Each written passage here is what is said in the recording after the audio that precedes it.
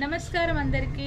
ఈరోజు మీ అందరి కోసం మరొక ఇంట్రెస్టింగ్ వ్రతం గురించి తెలియజేయడానికి వచ్చిన అదేంటో కాదు, శ్రీ శివానుగ్రహ కోసం 16 సోమవారాల వ్రతం పూర్తి విధానం మరియు నియమాలు ఉద్వాపన గురించి ఇప్పుడు కంప్లీట్ డీటెయిల్స్ మీకు షేర్ చేసుకోబోతున్నాను. ప్లీజ్ ఎండింగ్ వరకు చూడండి. మన జీవితంలో ఎన్నో ఆశయాలు, నెరవేరని కోరికలు మరియు అనుకోని అడ్డంకులు ఎదురవుతూ ఉంటాయి. ఎంత కష్టపడినా కొన్నిసార్లు ఫలితం దక్కని నిరాశ చెందుతూ ఉంటాం. అలాంటి సమయాల్లో మనకు కొండంత అండగా నిలిచేది దైవబలం. సాక్షాత్ ఆ కైలాసవాసుడైన పరమశివుడిని ప్రసన్నం చేసుకోవడానికి, కోరిన కోరికలు నెరవేర్చుకోవడానికి పురాణాల్లో చెప్పబడిన అత్యంత శక్తివంతమైన వ్రతం ఈ 16 సోమవారాల వ్రతం. దీనినే హిందీలో 16 సోమవార్ వ్రత్ అని కూడా అంటారు. ఈ రోజుల్లో కేవలం భారతదేశంలోనే కాకుండా అమెరికా లాంటి దేశాల్లో స్థిరపడిన చాలామంది తెలుగు వారు కూడా తమ మూలాలను, సాంప్రదాయాలను వదిలిపెట్టకుండా ఎంతో నిష్ఠతో ఈ 16 సోమవారాల వ్రతం ఆచరిస్తున్నారు. వివాహం ఆలస్యం అవుతున్నవారు, సంతానం లేమితో బాధపడుతున్నవారు, కెరీర్లో ఉన్నతి స్థితికి చేరుకోవాలనే వారు, ఇలా ఎవరైనా సరే ఈ వ్రతాన్ని ఆచరించి శివుని కృపకు పాత్రులు కావచ్చు. సో దీని గురించి ఇప్పుడు నేను కంప్లీట్ డీటెయిల్స్ షేర్ చేసుకుంటున్నాను. ముందుగా అసలు 16 సోమవారాల వ్రతం అంటే ఏమిటి? పరమేశ్వరుడికి సోమవారం అంటే అసలు ఈ 16 సోమవారాల వ్రతం అంటే ఏమిటో ఇప్పుడు తెలుసుకుందాం. పరమేశ్వరుడికి సోమవారం అంటే ఎంతో ప్రీతికరమైన రోజు. ఆ బోలా శంకరుడికి భక్తితో ఒక చెంబు నీళ్లు పోసి బిల్వపత్రం సమర్పిస్తే చాలు, భక్తుల కోరికలు ఇట్టే తీరుస్తాడు. వరుసగా 16 వారాల పాటు ఎక్కడ ఆటంకం లేకుండా ప్రతి సోమవారం నిష్ఠగా ఉపవాసం ఉండి మట్టితో చేసిన శివలింగాన్ని పూజించడమే ఈ వ్రతం యొక్క ముఖ్య ఉద్దేశం. ఈ శివ వ్రతము ఆచరించడం వల్ల కుటుంబంలో సుఖ సంతోషాలు వెల్లివిరుస్తాయి, ఆర్థిక ఇబ్బందులు తొలగిపోతాయంట. ఈ వ్రతాన్ని ఎప్పుడు ప్రారంభించాలి అంటే ఏదైనా సత్యార్థం మొదలు పెట్టేటప్పుడు సరైన సమయం చూడటం మన సాంప్రదాయం. 16 సోమవారాల వ్రతాన్ని ప్రారంభించడానికి కొన్ని విశేషమైన మాసాలు ఉన్నాయి. అందులో మొదటిది శ్రావణ మాసం. శివుడికి అత్యంత ఇష్టమైన మాసం శ్రావణ మాసం.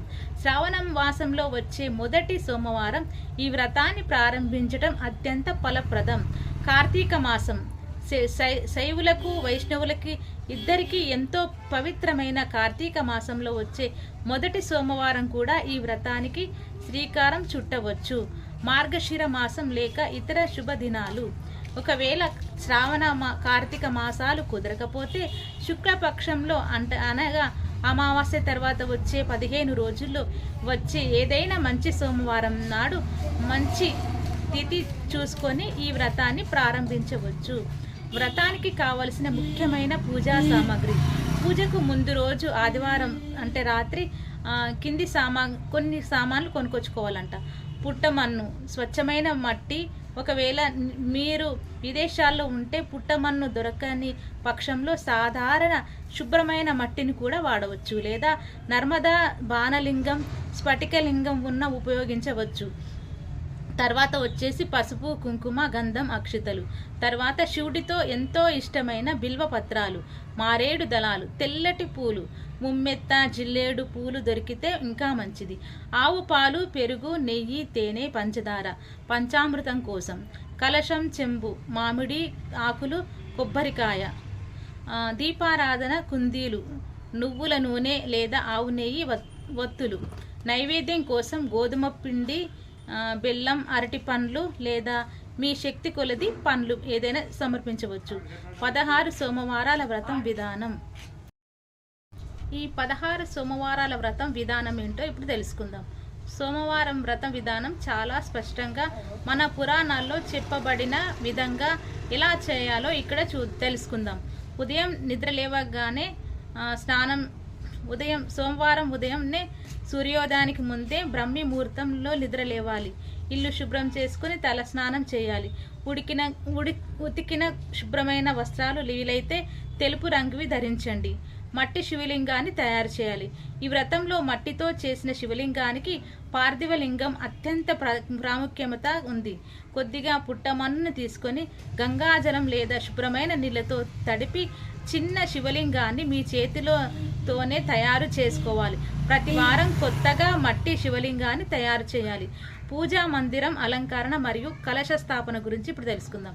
దేవుడి గదిని శుభ్రం చేసి ఒక పీట వేసి దానిపై తెల్లటి వస్త్రము పరచండి. పీట మీద బియ్యం పోసి మధ్యలో మీరు తయారు చేసిన మట్టి శివలింగాన్ని ఒక పళ్ళెంలో ఉంచండి. పక్కనే కలశం ఏర్పాటు చేసుకోండి. చెంబులో నీళ్లు, పసుపు, కుంకుమ, అక్షతలు, ₹1 బిళ్ళ వేసి పైన మామిడాకులు పెట్టి కొబ్బరికాయ పెట్టాలి.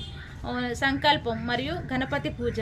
ఏ పూజ ప్రారంభించినా ముందుగా విఘ్నేశ్వరుని పూజించాలి. పసుపుతో చిన్న గణపతిని చేసి కుంకుమ బొట్టు పెట్టి పూలతోటి పూజించాలి. ఆ తర్వాత అక్షితలను కొద్దిగా నీరు చేతిలో పట్టుకొని నా పేరు ఇది, నా గోత్రం ఇది, నా మనసులో ఉన్న ఫలానా కోరిక నెరవేరడం కోసం నేను అత్యంత భక్తి శ్రద్ధలతో ఈ 16 సోమవారాల వ్రతం ఆచరిస్తున్నాను స్వామి. ఎలాంటి ఆటంకాలు లేకుండా వ్రతం పూర్తయ్యేలా ఆశీర్వదించు అని సంకల్పం చేసుకుని ఆ నీటిని కింద వదలాలి. శివలింగానికి అభిషేకం. ఇప్పుడు శివలింగానికి ఓం నమః శివాయ అనే పంచాక్షరి మంత్రాన్ని జపిస్తూ నీటిలో ఆ తర్వాత ఆవు పాలు, పెరుగు, నెయ్యి, తేనె, పంచదారతో పంచామృతాలు తయారు చేసి అభిషేకం చేయాలి. చివరగా మళ్ళీ శుద్ధమైన నీటితో అభిషేకం చేసి శివలింగాన్ని మెత్తటి వస్త్రంతో తుడిచి గంధము, కుంకుమలతో అలంకరించాలి. తర్వాత అష్టోత్తర శతనామావళి మరియు బిల్వార్చన. శివుడి అష్టోత్తర శతనామావళి అనగా 108 నామాలు పేర్లను చదువుతూ ఒక్కో నామానికి ఒక్కో మారేడు దళం బిల్వపత్రం లేకుంటే లేదా తెల్లటి పువ్వులను శివలింగంపై ఉంచాలి. బిల్వపత్రాలు శివుడికి అత్యంత ప్రీతికరమైనవి కాబట్టి తప్పకుండా ఉండేలా చూసుకోండి. నైవేద్యం విషయానికి వస్తే ఈ వ్రతంలో నైవేద్యం చాలా ముఖ్యం. అరకప్పు గోధుమ పిండి, సరిపడా బెల్లం తురుము, కొద్దిగా నెయ్యి వేసి కలిపి పచ్చి పిండితోనే ఒక ప్రసాదాన్ని తయారు చేయాలి. చూర్ణం అంటారు. లేదా అరటి పళ్ళు, కొబ్బరికాయను శివుడికి నైవేద్యంగా సమర్పించాలి. ఆరతి ఇచ్చి పూజ ముగించాలి. వ్రతంలో తప్పక పాటించాల్సిన కఠినమైన నియమాలేంటో ఇప్పుడు తెలుసుకుందాం. ఈ వ్రతం శక్తివంతమైన ఫలితాలను ఇవ్వాలంటే కొన్ని నియమాలను తూచా తప్పకుండా ఈ వ్రతం శక్తివంతమైన ఫలితాలు ఇవ్వాలంటే కొన్ని నియమాలను తూచా తప్పకుండా పాటించాలి. అవేంటి అంటే ఉపవాస నియమం. సోమవారం రోజంతా ఉపవాసం ఉండాలి. ఉదయం పూజ పూర్తయిన తర్వాత కేవలం పండ్లు, పాలు మాత్రమే తీసుకోవాలి. ఉప్పు తినకూడదు. వ్రతం చేసేవారు సోమవారం నాడు ఉప్పు వేసిన పదార్థాలు ఎట్టి పరిస్థితుల్లోనూ తినకూడదు. సాయంత్రం వేళలో గోధుమ పిండి, బెల్లంతో చేసిన తీపి రొట్టెలు లేదా చపాతీలు మాత్రమే తినాలి. బ్రహ్మచర్యం. పూజ చేసే రోజు తప్పకుండా బ్రహ్మచర్యం పాటించాలి. మనస్సును ప్రశాంతంగా ఉంచుకోవాలి. ఇతరులపై కోపగించుకోకూడదు. కంటిన్యూగా 16 సోమవారాలు వ్రతం మధ్యలో ఆపకూడదు. వరుసగా 16 సోమవారాలు ఈ క్రమాన్ని కొనసాగించాలి. స్త్రీలు నెలసరి సమస్య వస్తే, స్త్రీలు వ్రతం చేస్తున్నప్పుడు మధ్యలో నెలసరి వస్తే ఆ వారాల్లో లెక్కలోకి తీసుకోకుండా పూజను ఆపేయాలి. ఆ తర్వాతి సోమవారం మళ్ళీ మామూలుగా పూజ చేసి దానిని కంటిన్యూగా లెక్కించుకోవాలి. ఉదాహరణకు 4వ వారం ఆటంకం వస్తే ఆ సోమవారం పూజ ఆపేసి నెక్స్ట్ వచ్చే వారాన్ని 4వ వారంగా లెక్క చేయాలి. 16 సోమవారాల వ్రతం ఉపాధ్యాపన విధానం. 16 సోమవారాల విజయవంతంగా పూర్తయిన తర్వాత 17వ సోమవారం నాడు చేసే పూజను ఉద్వాసన అంటారు. ఇది చాలా ముఖ్యం. 17వ సోమవారం కూడా యథావిధిగా పైన చెప్పిన విధంగా పూజ చేయాలి. ఈరోజు కొత్తగా పెద్ద మొత్తంలో ప్రసాదాన్ని, గోధుమ పిండి, బెల్లం ప్రసాదం తయారు చేయాలి. ఈ ప్రసాదాన్ని 3 భాగాలుగా చేయాలి. ఒక భాగాన్ని శివుడికి నైవేద్యంగా పెట్టి పక్కన ఉంచాలి. 2వ భాగాన్ని బ్రాహ్మణులకు, 3వ భాగాన్ని కుటుంబ సభ్యులకు, భక్తులకు పంచాలి. ఉద్వాపన రోజు కనీసం 2 దంపతులకు, ముత్తైదువులకు ఇంటికి ఆహ్వానించి భోజనం పెట్టి తాంబూలం, రవికగుడ్డ, పండ్లు దక్షిణ ఇచ్చి వారి ఆశీర్వాదం తీసుకోవాలి. తర్వాత లింగ నిమజ్జనం కోసం 16 వారాల పాటు మీరు తయారు చేసిన మట్టి శివలింగాలన్నిటినీ ఒక డబ్బాలో భద్రపరుచుకోవాలి. 17వ వారం ఉద్యాపన పూర్తయిన తర్వాత ఆ 16 శివలింగాలతో పాటు 17వ లింగాన్ని కూడా తీసుకువెళ్ళి పారే నదిలో లేదా చెరువులో నిమజ్జనం చేయాలి. విదేశాల్లో లేదా నదులు అందుబాటులో లేని వారు ఇంటి ఆవరణలోనే ఒక బకెట్టు శుభ్రమైన నీటిలో వీటిని కరిగించి ఆ నీటిని తులసి కోటలో కాకుండా ఇతర పూల మొక్కలకు పోయవచ్చును. ఇంకా 16 సోమవారాల వ్రతం గురించి ఇప్పుడు తెలుసుకుందాం. ఈ 16 సోమవారాల వ్రత కథ. పూర్వం ఒకానొక ఊరిలో ఒక శివాలయం ఉండేది. ఆ గుడికి రోజు ఒక బ్రాహ్మణుడు వచ్చి ఎంతో నిష్ఠతో శివుడిని పూజించేవాడు. ఒకరోజు కైలాసం నుంచి శివపార్వతులు భూలోక విహారానికి వచ్చి ఆ గుడిలో కాసేపు విశ్రాంతి తీసుకున్నారు.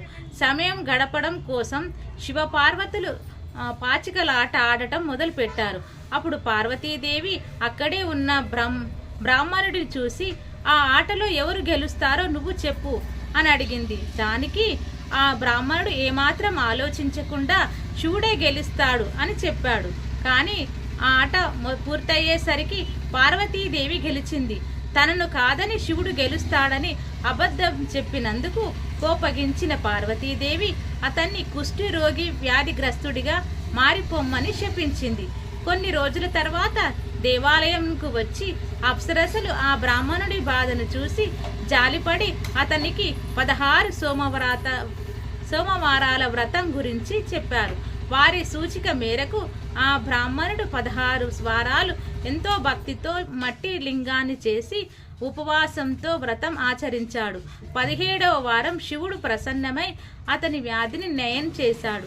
తిరిగి భూలోకానికి వచ్చిన పార్వతీదేవి సంపూర్ణ ఆరోగ్యంతో ఉన్న బ్రాహ్మణుడిని చూసి ఆశ్చర్యపోయి కారణం అడగగా అతడు 16 సోమవారాల వ్రతం గురించి చెప్పాడు. ఇది విన్న పార్వతీదేవి తన కుమారుడైన కుమారస్వామి తన మాట వినకుండా అలిగి వెళ్ళిపోయాడని అతను తిరిగి రావాలని కోరుకుంటూ తాను ఈ వ్రతాన్ని ఆచరించింది.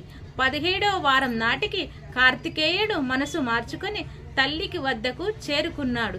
ఇలా ఈ వ్రత మహిమ లోకమంతా వ్యాపించింది. తరచూ అడిగే ప్రశ్నలు. ఈ వ్రతాన్ని ఎవరెవరు చేయవచ్చు? స్త్రీలు, పురుషులు, పెళ్లి కాని వారు, వృద్ధులు, ఇలా ఎవరైనా సరే తమ మనసులోని ధర్మబద్ధమైన కోరికలు తీరడం కోసం ఈ వ్రతాన్ని చేయవచ్చు. ముఖ్యంగా వివాహం కాని యువకులు ఈ వ్రతం చేయడం వల్ల మంచి జీవిత భాగస్వామి లభిస్తారు. తర్వాత సోమవారం వ్రతంలో ఉపవాసం తప్పనిసరిగా ఉండాలా అంటే అవును, ఈ వ్రతంలో ఉపవాసం చాలా కీలకం. పగటిపూట ఘన పదార్థాలు తీసుకోకుండా వ్రత పదార్థాలు అనగా పండ్లు, పాలు, పండ్ల రసాలు తీసుకోవచ్చు. సాయంత్రం పూజ తర్వాత మాత్రమే తీపి ఆహారం అంటే ఉప్పు లేనిది ఏదైనా సరే తినాలి. అనారోగ్యంతో ఉన్నవారు మాత్రం తమ డాక్టర్ సలహా మేరకు మినహాయింపులు తీసుకోవచ్చు. భక్తి ముఖ్యం. మధ్యలో ఒక వారం పూజ చేయడం కుదరకపోతే ఏం చేయాలని చాలా మందికి డౌట్ ఉంటుంది. అనివార్య కారణాల వల్ల ఒక వారం పూజ ఆగిపోతే ఆ వారాన్ని వదిలేసి ఆ తర్వాతి సోమవారాన్ని లెక్కలోకి తీసుకొని పూజని కొనసాగించాలి. వ్రతాన్ని మాత్రం మధ్యలో ఆపివేయకూడదు. శివలింగం ప్రతిసారి కొత్తదే చేయాలా, పాతది ఉండవచ్చా అనే దానికి మట్టితో పార్థివలింగం చేసి వ్రతం కాబట్టి ప్రతి సోమవారం కొత్త పుట్టమన్నుతో శివలింగాన్ని తయారు చేయడమే అత్యంత విశేషం. చేసిన లింగాలను జాగ్రత్తగా ఉంచి 17వ వారం నిమజ్జనం చేయాలి. సో ఇదన్నమాట 16 సోమవారాల వ్రతం సంబంధించిన కంప్లీట్ డీటెయిల్స్ అనమాట. ఇంకా మంచి మంచి అప్డేట్స్ మళ్ళీ మీ ముందుకు ఇట్లానే వస్తుంటాను.